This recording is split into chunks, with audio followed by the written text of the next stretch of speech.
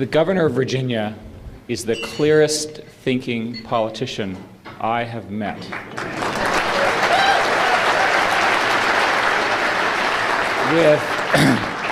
With well-thought words, he articulates a vision of a great state. And he does it with the energy, which we've worked with him for a while on. So, for example, he decides that all of the information that's publicly available in Virginia needs to be available to its citizens. So he invents with us something called sitemaps. And all of a sudden, all that information that could not be available before is now available to everyone worldwide. We've now replicated that in 10 other states. An example where the governor, his vision, our teams, make something happen, and now everyone else is scrambling. This is also a governor, and one more plug for this governor. This is the only governor I've ever met who actually cares about outcomes. Right? You know, I mean, I think most of you would agree to me that outcomes are actually what you should be judged against, but apparently not in normal government. But in Virginia, we've got the leadership, and that's why the state is doing so very, very well. You know, to me, Virginia is an upcoming leader globally.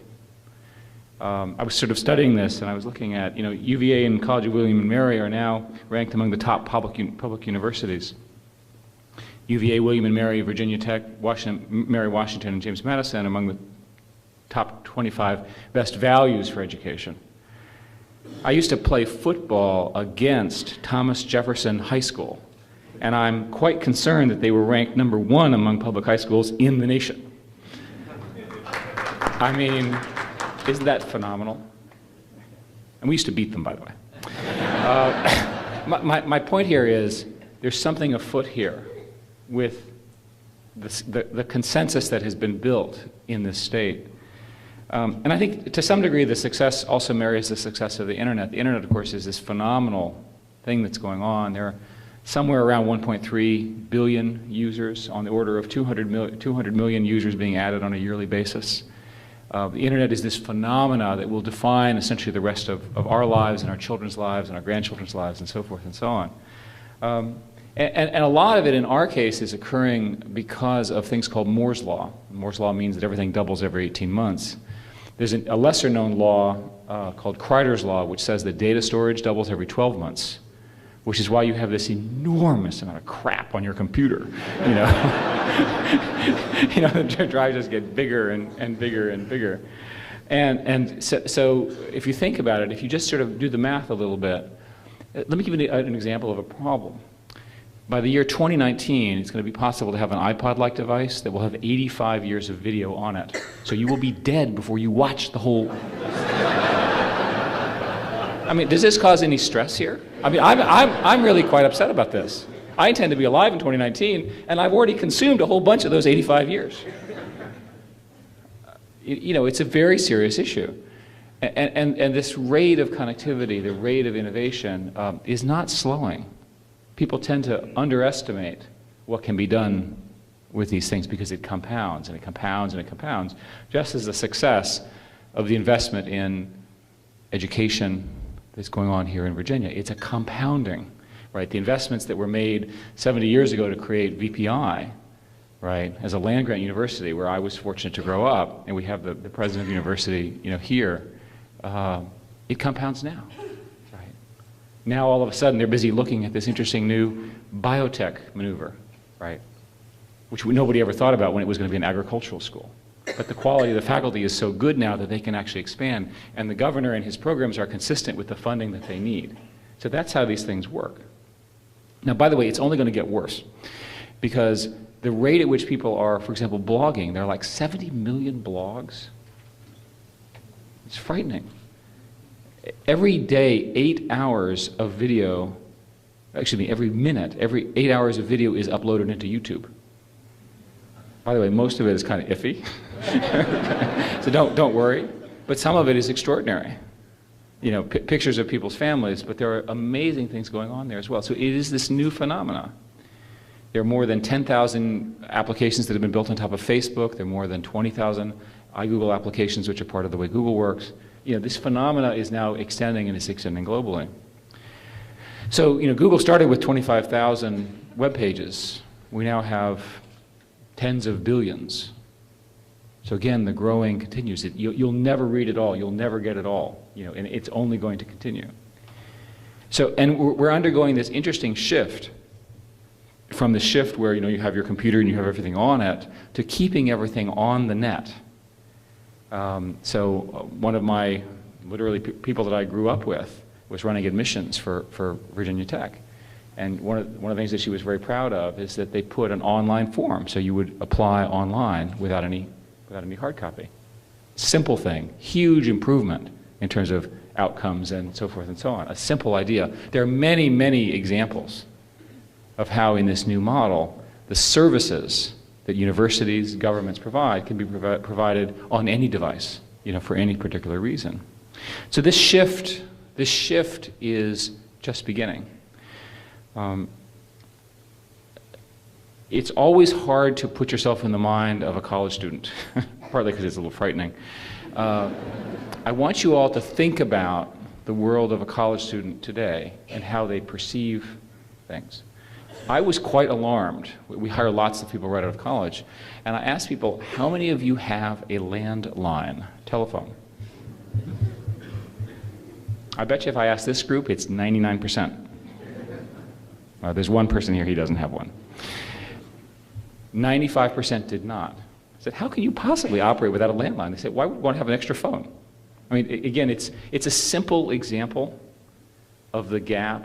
And for all of you who manage, lead, teach, getting inside their minds and understanding such a simple observation is fundamental. It's a completely different way of living. In fact, the statistics are that 42% of users 18 to 29 are going to use the internet as their primary news source for the '08 presidential election. It's a little frightening. I mean, and by the way, those people are going to vote too. So all of a sudden, this online shift changes the worldview. There are lots and lots of interesting statistics. 45% of college students who watch series television, the sort of series of episodes, watch them online. You can imagine what that does to the advertisers, right, on the traditional mechanisms. 30% of the users, same age group, use a video sharing site every day. Again, watch them, you'll see it's very, very different. Now, when you think about it as an educator, the world is very, very different. Now, so when I was in 7th grade in Montgomery County, one of the things, and I assume that you still have a requirement to do study Virginia in 7th grade, we had to memorize the names of all the counties of Virginia, and I succeeded. And I tell you that story to think, why did I need to know that now that I have Google? Okay. Which one of you made me do this? I mean, can I just look it up now? A more serious point is, do you remember the whole thing about the SATs and how they weren't going to let you use calculators at the SATs? It's a huge crisis because, of course, people have to be able to do math and use pencils and so forth and so on. Now you're required to use a calculator. Interesting. So we have evidence that education shifts based on the worldview of the student and the things which are accessible to them. And my central thesis here is that we, all of us, have not shifted sufficiently at the rate of change that is going on, which I think is sort of the fundamental message for education. All of us have to anticipate that. So another example is that we hire lots of young people. They're more collaborative than my generation was. They're used to working in teams. So if your model as a professor is a single student doing his or her research, working in the lab lonely late at night, you got the wrong model. The new model is teams. And by the way, not just teams in the lab, teams across the world. People who have research relationships with people they haven't even met. That's normal now, and we need to teach it that way. So this notion of collaborative and collaborative learning is in fact how people will get to the next level. Going back to the governor's initiative around getting Virginia to be #1, sort of my goal too, It's going to take this shift. We're going to have to think it through and figure out a way to get there. Now, when you make the information that you have available, you're going to have to make it available to the students. What do the students do? They're on video games. They're on iPhones. They're on iPods. They're on so forth.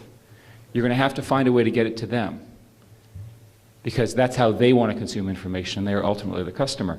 You know, as an example, it's Old Dominion University, which is, you know, a really, really sharp group, launched their own YouTube channel with putting course content on it. You know, and the resolution's okay and so forth and so on, but given the complexity of students' lives, it really has served them very, very well. There's something called iTunes U, which I think is fascinating, where basically people are now putting lectures and campus speeches from famous people all around the United States. Another example.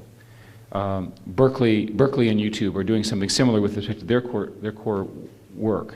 Google Book Search, and you all have heard about this, we're busy indexing and making sort of useful copies of all the books that are in people's libraries around the world, so you can look them up.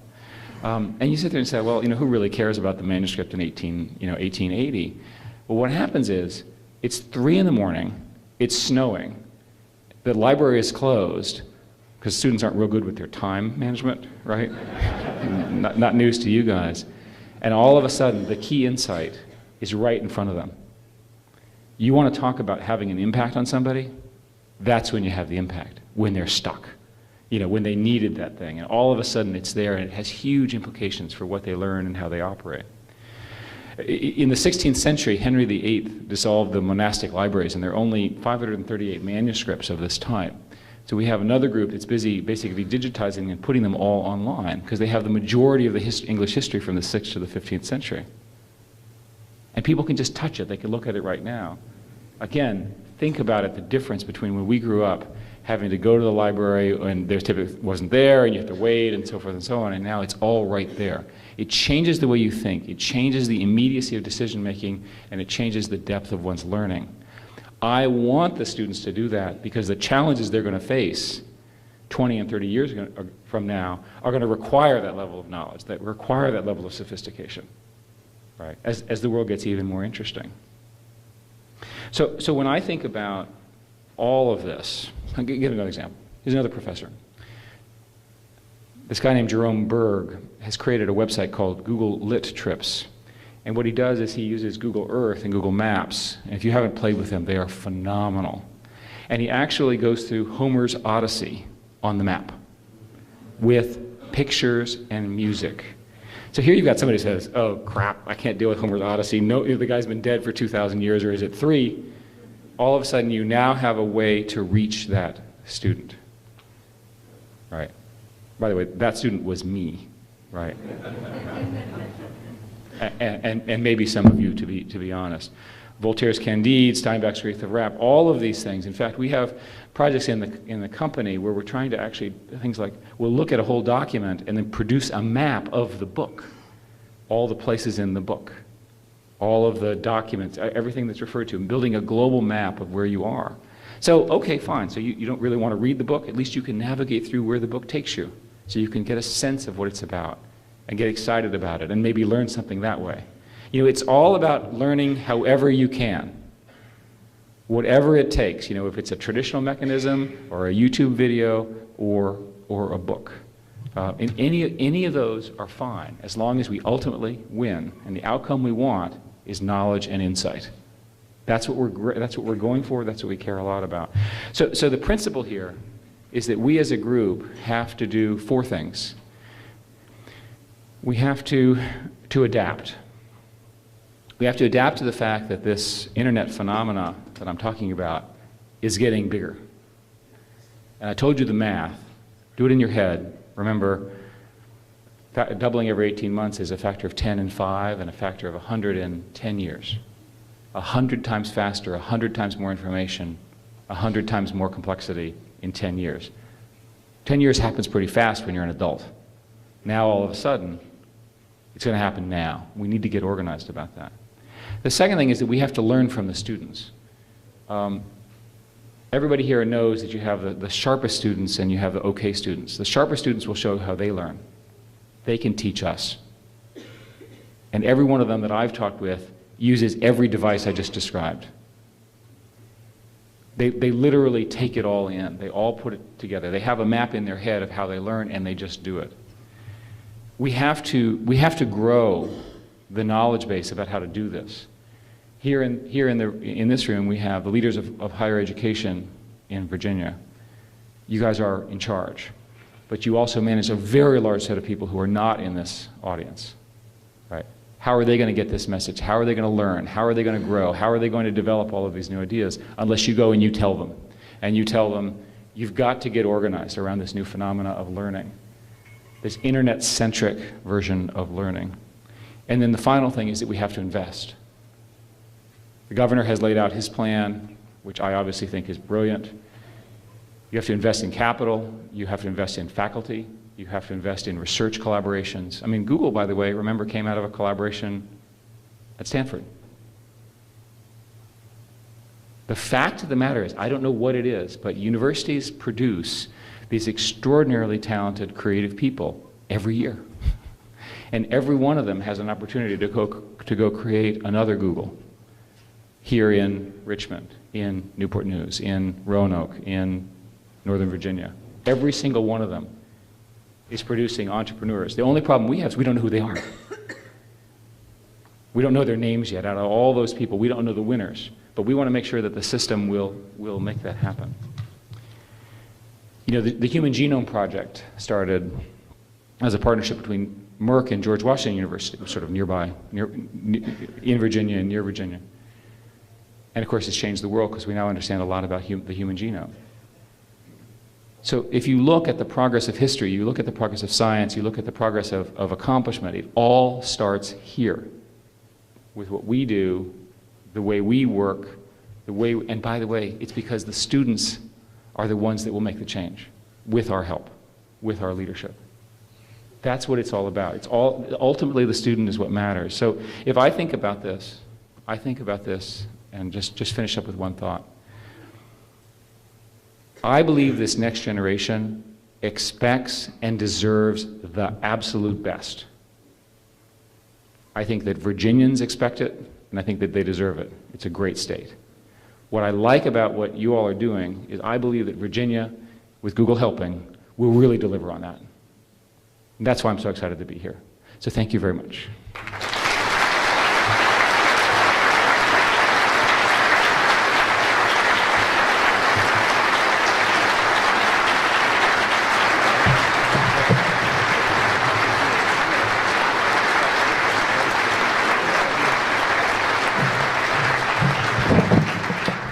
Eric, thank you very much. And now what we want to do is open it up and have questions.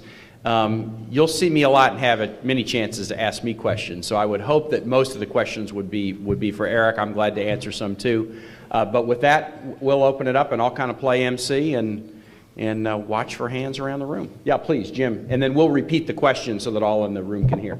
Eric, Google has the reputation of hiring the most brilliant students. Can you describe how you screen for that and how the decision? How does Google hire the most brilliant students? How do you screen for it, and how do you find talent that can help an organization like this go? We copied the way universities do it. Universities have hiring committees, and they do searches, and they have teams, and they look at accomplishments. Every person we hire is graded on a score. We look at their GPAs, which turn out to matter. We look at the nature and the quality of the school and the program that they were in, and then we give them a test. By the way, programmers have to do a programming test.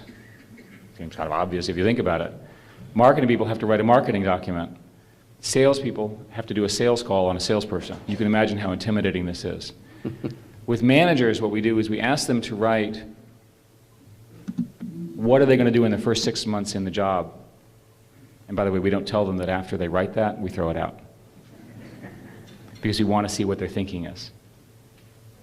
So it is possible to put a science around recruiting. We don't allow friends to hire friends. Often the hiring manager is not part of the hiring committee, as an example, which again is a university thing. Very, very few companies do this. As far as I know, we are the only one that does it with our rigor. The other thing that we do is we look at outcomes. We measure predictive scores from the interview scores versus predicted outcomes, and then we adjust based on bias. So if you, for example, are an easy grader, and we look at the quality and the predicted outcome of the people who you convince us to hire, a year from now, we'll actually mathematically adjust your grade down. Sorry, Jim. Wow. It is possible to bring science and data to something as heuristic as recruiting. Please, over here. Alan. What should the presidential candidates be talking about in terms of increasing the science and technology and engineering capacity of the United States that they're not talking about? For the whole room, what should the presidential candidates be talking about in terms of increasing science and technology capacity of our population that they are not talking about now, Eric? The first thing I would do is give them Governor Kane's speech and have them just repeat it word by word.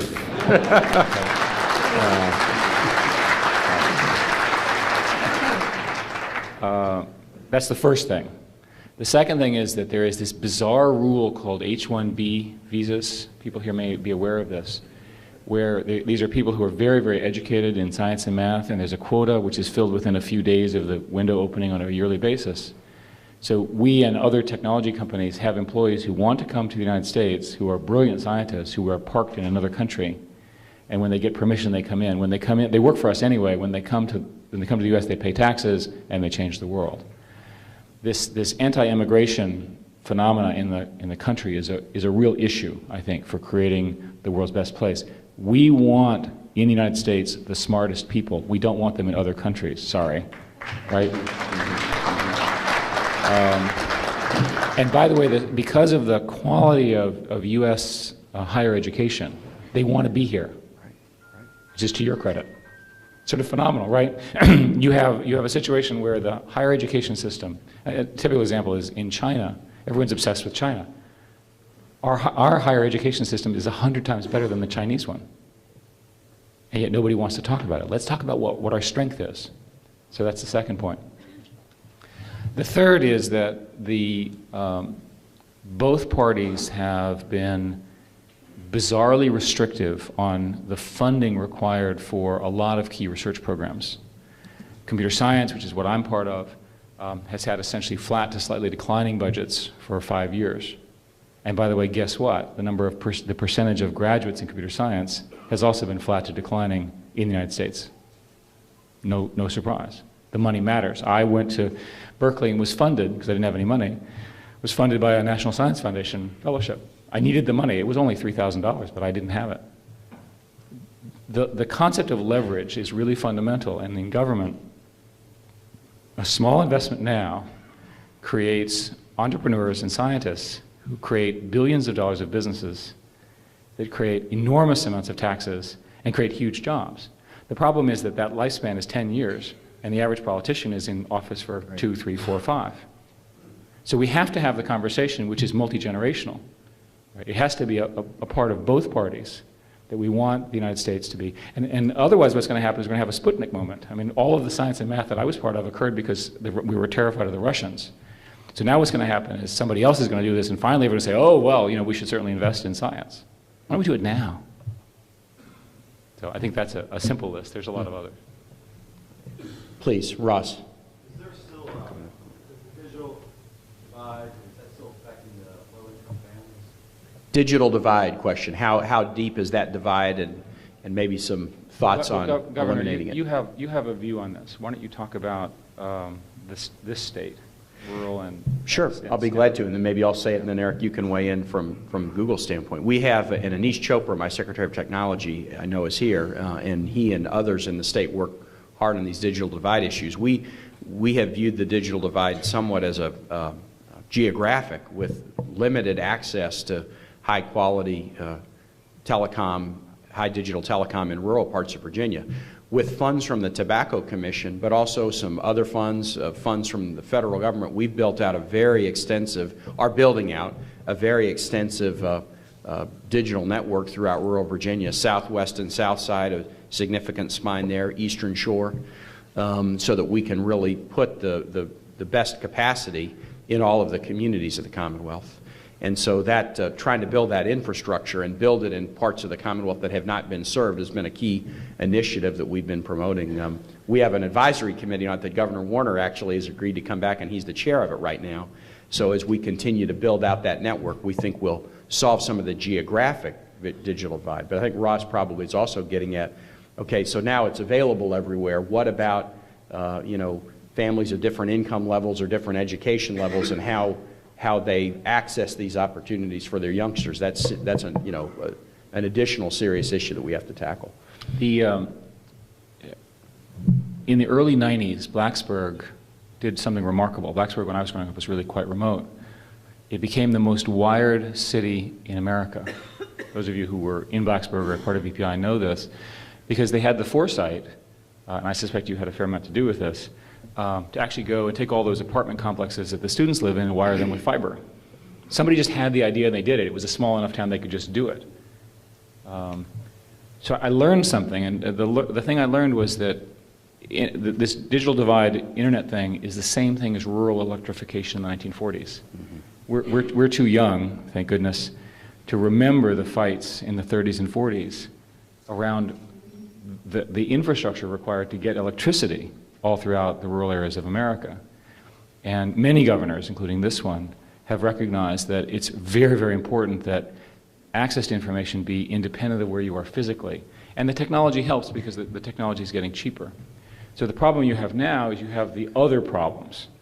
And the fact of the matter is, and you all as educators know this, if you put a computer in a classroom, the quality of teaching does not a priori go up. You know, people like me say, well, put a computer in, let them have a good time. It's a system. We can get it connected, and I think that the current digital divide is the values, expectations, parental involvement and school involvement, and getting people to use these things. I'll tell you that I encounter all sorts of people who say, I was in this rural area, my family was poor, and I learned from Google. And I go, this is like terrifying, right? But if they're sitting there in some, terrible remote place, that is their source of information. So I know it's having an impact, but it has to be supplemented by many other things. See, I saw a hand. Yes, in the red shirt, right there. With the increasing amount of information that's getting on the internet, how does Google or the whole industry plan keep search results relevant? Because Sure. Yeah. The glut of information question. With more and more information and more storage, how does Google try to make sure that search results retain relevance and don't just haul in all the dreck that's out there? So yeah, how do we do this? We do haul in all the dreck. We just put it lower than the high quality stuff. The good news about your question is search is what Google does. So every problem that we see as a search problem. So when I go through the math about the number of videos and the amount of blogs and so forth, you're never going to organize those anything other than a search process. We use very, very sophisticated algorithms that are proprietary to the company that they're so complicated, I don't even understand them now as a computer scientist, to actually rank and relate all of that information to produce the results that you see. A typical situation is that our computers are looking all the time for new information, and they're being ranked in parallel. So the 10th of a second or less that you see as a result, there are 100 computers that collaborated to rank and rate and give you that information. We have a lot of ideas of how to make it better. A lot of them have to do with personalization. So the more that we know, the classic example is hot dog, right? The query is hot dog. Am I hungry or do I have a dog that's hot, right? Do I cool them off or something? Put them in the bath of water. I mean, how do you disambiguate those sorts of things? So the ambiguity of language is something that artificial intelligence techniques are very, very good at, and we have a lot of new things coming there. The other interesting thing we're doing that I didn't talk about, but it's probably relevant here, is that we're working on translating every language to every other language. And computers can do this, humans can't. We have something called statistical machine translation, where we look at a text and we look at the other language text, which has been translated by a good translator, and then our algorithms can sort of figure out how to do that repetitively for any text. It's magic. I don't really understand it. It's been explained to me twice. And I don't think I'll ever understand it. But basically what happens is you take all this stuff and then you translate it. And so we do Chinese, Arabic, and English. One of the terrible things in the world is that there's a very, very large body of Arabic work that's never been translated into any other language. So here we are, we're all obsessed about all these problems in the Arab world, and we don't even understand the culture. So now all of a sudden, and it works both ways, by the way, they benefit from seeing all our stuff too. Question here in the back. Yes, can you comment on some of how your company's initiatives like Google Book Search, Library Project, and universities using email accounts, how that's been changed in higher education system products in your domain? I didn't want to do too much of a plug for Google. We're doing one thing that everybody should know about, which is that we're offering people the ability to essentially have university-branded Gmail accounts for free for students. And you say, well, why would we do that? And the answer is, of course, they then get used to our products and then they use them when they graduate. So it's a good business deal for us. It's a great business deal for universities because the management of that corpus of computers and activity is pretty low value added and it's a huge pain. So this is an example where our computers can do it better than a university can, and that's the test that we applied. In the case of book search, we've signed up on the order of 20 libraries now, and we're adding more, who are giving us mostly works that are pre-1923, so it's pre-copyright law, and we're trying to have the largest database of that. We give that information back to the library, so they have a copy, but the reality is it's easier for the library to just let us do the hosting. I mean, again, they can have the rights too, and then their students can use it in the normal course of business. So far, everybody seems to be pretty happy with that. We depend critically upon an educated citizenry. We depend in every country, not just in the United States. So it's in our interest to get every university up to speed, every bit of information available to the smart students who really want to pursue it. It's good business for Google as well. Please.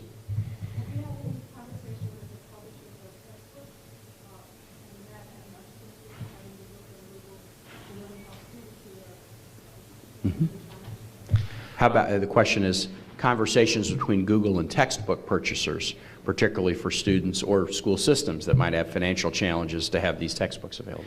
Actually, we have, and we've had such great conversations that they're busy suing us.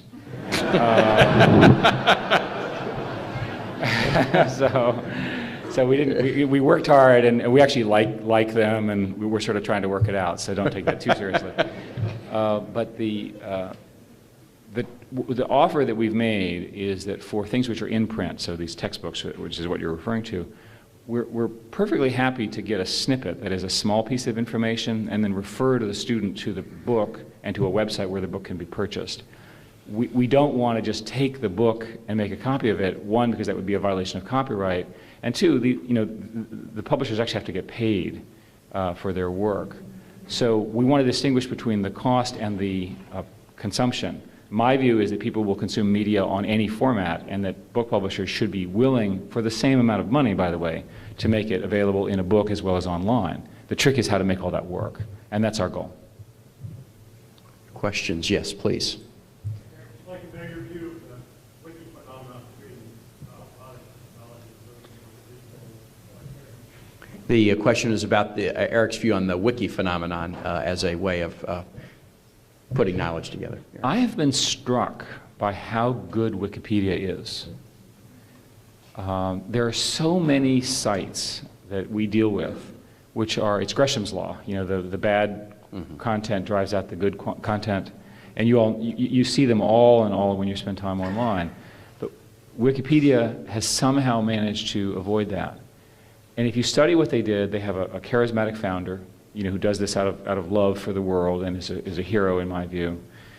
They have volunteer editors who make sure that defamation and sort of scatological and just all the wacky stuff that happens online is quickly eliminated. People who do evil things to the information are shut out for a while as punishment for their evil behavior. And it has produced a remarkably accurate user-generated content. It is the poster child. The question I have is how reproducible is that? So here you are and you're in your university and you want to build your own wiki. Do you have to do all the same things that Wikipedia has done? We, Google, use the Wikipedia technology, and wikis, for those of you who don't know, are collaborative bulletin boards, essentially. What you do is people are just constantly adding information and so forth. It's a knowledge network, if you will, of information. But within a corporation, we have control over who has access to it. And again, we can control for quality. The fundamental question about user-generated content is the Gresham's law issue. If you have everybody producing user-generated content, you get people who are literally mad, who have nothing to do but to generate spam hate mails, right? And they just want to pollute everything. You know, I don't think they're in Virginia. You know, I think they're in some weird country. You know, what do we do about those people? And I think that's the problem that the industry as a whole is addressing. Yes, please. Google is ranked as one of the world's most innovative companies. Can you describe for us what Google does to foster innovation? What does Google do to foster continuous innovation, always ranked as one of the most innovative companies within its employees? The company is very bottoms-up run. I seldom make any decisions, and it's sort of hard to imagine. It's all percolating all the time. And the key incendiary thing is something called 20% time. And basically, if you're a technical person, a product person in the company, we encourage you to spend 20% of your work time on something of your own interest. It doesn't even have to be about Google. It doesn't have to be about the internet. And as far as I know, we're the only place in the world that does that. And all of the interesting ideas have come out of that. Because what will happen is that some employee will spend the weekend or Friday or whatever working on it, and then all of a sudden they'll begin to recruit their friends. And then a wave starts going, and all of a sudden I'll show up, and there's 10 people working on it, and each one of them is 20%. So it's like, you know, 2 people, right? You know, 20% here, 20%. And I say, well, maybe you should like combine forces. And then off we go. So the other aspect of what we do that's actually useful is we have a ship and iterate philosophy, where what we try to do is we try to make changes constantly. We don't wait for a product cycle. Education, if I may, and I don't mean to offend anyone, is the slowest moving organization I ever deal with. Let's say you want to bring out a new textbook. Okay, well, how long does it take to produce a textbook? A year. Then you have to get 3 years of approvals, right? So now we're up to 4 years. I'm sorry, there was a low number. So how are you ever going to use a textbook model and get it to match this Wikipedia model? So I think that you all should think about how can you use these ideas like 20% time. And then, of course, so the culture is tolerant of failure, tolerant of fast iteration, and encourages individuals to spend. And I do want to be clear that there are groups that we do not encourage to do 20% time. So, for example, the finance people, we don't want them, we want them sort of working on keeping the money in the bank. So. How about, yes, sir. How is Google ensuring that sensitive and compromising information that may lead to identity theft is not uploaded and made more widely available? How does Google deal with the identity theft issue, making sure that sensitive information is not uploaded and then utilized by people who intend to do others harm? It does happen to some degree, and it's obviously not a good thing. We do not allow, we detect credit card numbers, for example. We detect social security numbers, we throw them out. In other countries, there are equivalent numbers to the social security number, so ID numbers and so forth, and when we detect them, we throw them out.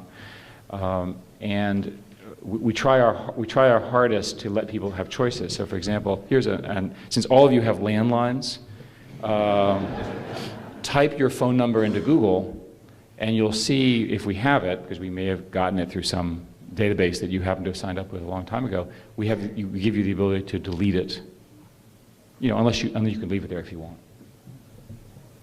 Please, Hank. How important is it for Google that engineering and science students keep a good liberal arts education? How important is it for Google that the employees that they are hiring for technical positions also have a good liberal arts founding in their education?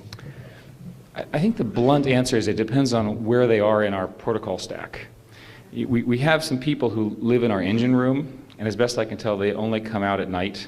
And I think their lives are probably much better enhanced by having a liberal arts education. But since their communication skills are not so high anyway, okay?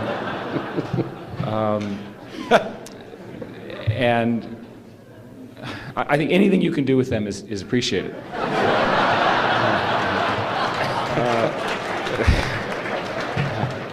The more serious answer is that we have a cohort of people who build our consumer products where the liberal arts education that you all have provided them has been phenomenal. because they have judgment, taste, sense, color, style, all the things that our engine room fellow lacks. Mm-hmm. Let me see, maybe take one or two more, please. Yeah, President Runta. In defense of the liberal arts and computing, I always remember the computer that translated out of sight, out of mind into another language and it came back into English as invisible insanity. And that kind of leads into my question. And the hardware is really important. You're providing all of these new ways for people to obtain knowledge. And we're providing it at different times. And more knowledge is going into it.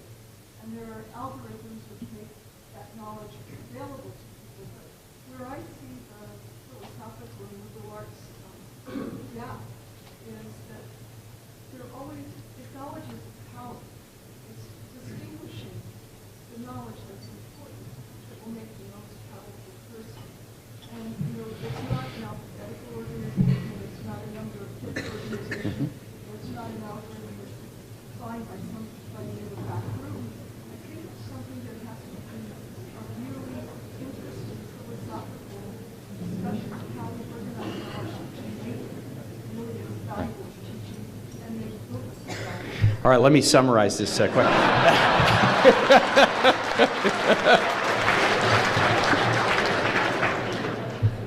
Simple and powerful point. The earlier discussion was about liberal arts and the value of liberal arts even in hiring for technical capacity. And President Runta sort of extended it by saying, in a world of more and more content, so now a glut of content, isn't liberal arts really important to be able to determine what is the content that is really valuable? So really promoting the liberal arts as the building capacities of judgment to be able to take the massive amount of information and boil it down to the essential. So, again, I actually agree with the thesis of your question that we're very good at organizing information, but we still don't have insight. Insight comes from a student and a faculty member and a conversation, and the kinds of things that you all do so well. That is the benefit of a liberal arts education. With this explosion of information, it gets worse. Right? How do you sort out this idea, and this idea? So you have to build in your student a thesis, an approach, a model of how good decisions are made or good insights or so forth, and then let them run with it. The only thing I can suggest is that universities will have to help students search better. Right? That literally there'll have to ultimately be some kind of assistance. Well, maybe this is how you should think about this problem. This is how you should look up this information. This is how you should view it. And that's, I think, an emergent phenomenon. I'm going to take one more question, but just before I do, just to encapsulate a little bit of this, it's been an interesting presentation for Business Higher Ed Council. It hasn't been a speech just on why higher education is important, but I think two themes really emerge from, at least two, from Eric's speech. First, he's shared with us the way learning is changing, and the way learning is changing among the young, which will then it's driven by technology, but it's even bigger than that, and so how that's going to change the mission of all of our organizations, and certainly require our universities to really be at the forefront in this, because they're at the forefront of learning. But it's the second aspect of the speech that really bears on the Business Higher Ed Council's lesson is just the phenomenal success story of Google. It would not have been without higher education. The beginning points of Google in a higher education environment, and then this continuous innovation that is brought about by bringing in people who've had access to the best, highest education in the world. And our system is still, other nations may have passed us in X, Y, or Z, even in the percent of people that have higher ed degrees. But in the quality of the higher ed programs we have, we are still not even, it's not a close race. We are head and shoulders above the rest of the world in terms of the quality of the educational programs we have. The phenomenal success of Google and then its ability to transform the world wouldn't have happened without a strong higher education system. And so those are two very powerful messages, the changes in the way we learn and the critical nature of higher ed to this success story and so many others that really bear on your mission. Let me take one more question and then we'll move to lunch. Just straight back here, please. I'm just curious, with Google becoming now so universal and ubiquitous and now even reverse, what has happened to